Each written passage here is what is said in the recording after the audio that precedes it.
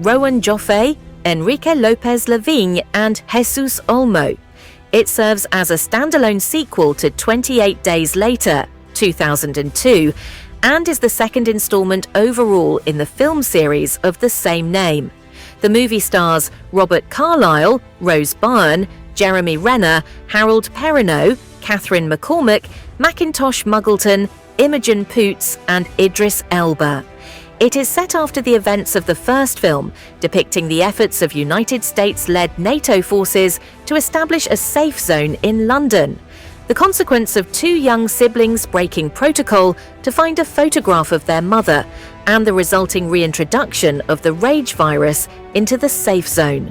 28 Weeks Later was theatrically released on 11 May 2007 in the United Kingdom and United States by 20th Century Fox and Fox Atomic, respectively. The film received positive reviews from critics and grossed over $65 million worldwide. A sequel, 28 Years Later, is scheduled for release on June 20th, 2025. Plot: during the initial outbreak of the rage virus, Alice, her husband Don, and 4 more survivors hide in a cottage on the outskirts of London.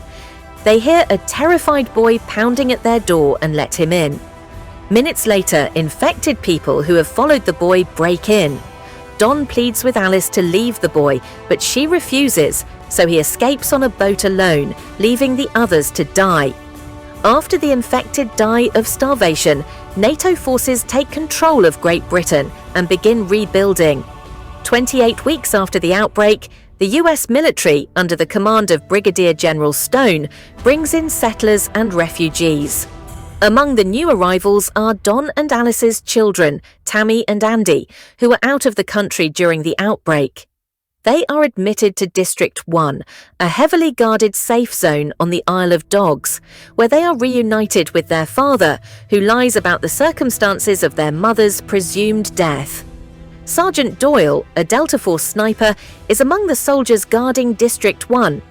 Tammy and Andy sneak out of the safe zone and return to their former home, hoping to recover a photograph of Alice among other belongings.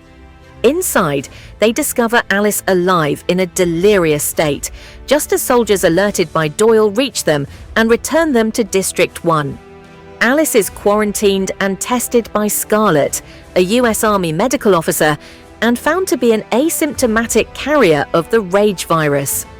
Don makes an unauthorized visit to Alice, begging her to forgive him.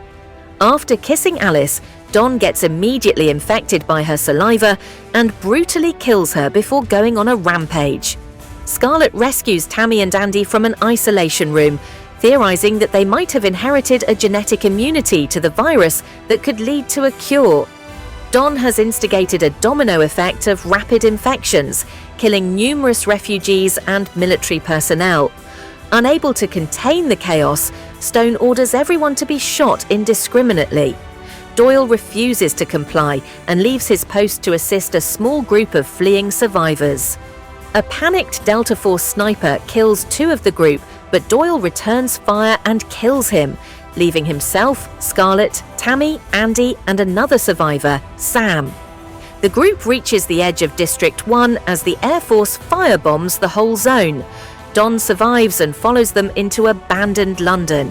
A horde of infected who survived the bombings overruns Stone's bunker. Doyle's colleague Flynn flies his helicopter to Regent's Park to rescue Doyle, but tells him to abandon the others. As a crowd of infected people discovers the 5 escapees, a desperate Sam latches onto the flying helicopter, but is infected when Flynn uses his rotor blades to kill the crowd. Flynn instructs Doyle to meet at Wembley Stadium alone, but Doyle keeps the trio with him. They break into an abandoned Volvo V70 to escape nerve gas that has been released to kill the infected, but are unable to start the car. As soldiers with flamethrowers draw near, Doyle exits the car to push start it and is burned alive. Scarlett and the children take shelter from aerial gunfire in the London Underground, navigating the darkness with a night vision rifle scope. Don ambushes them, killing Scarlett and biting Andy. Tammy is forced to kill Don. Andy becomes an asymptomatic carrier like Alice. Vowing to stick together, Tammy and Andy reach Flynn at Wembley Stadium, who reluctantly flies them to France. 28 days later, a French voice requesting help is heard through the radio in Flynn's abandoned helicopter.